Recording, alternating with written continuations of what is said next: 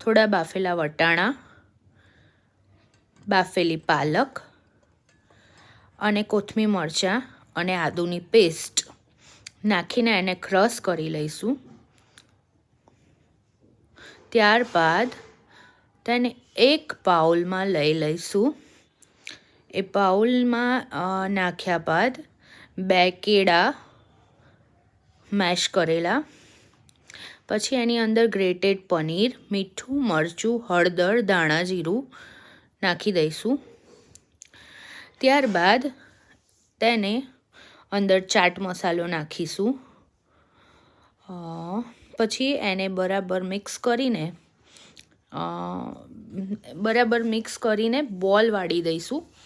એ બોલ વાળ્યા બાદ જો તમે ઈચ્છો તો સેલો ફ્રાય કરી શકો છો, નહીં તો ઓવનમાં 15 મિનિટ 200 ડિગ્રી ટેમ્પરેચર પર કરી શકો છો અને તૈયાર થઈ જશે તમારા હરાભરા કબાબ. મને છે ને ઓવનમાં વધારે બેટર લાગ્યા પેલામાં કરવા કરતાં.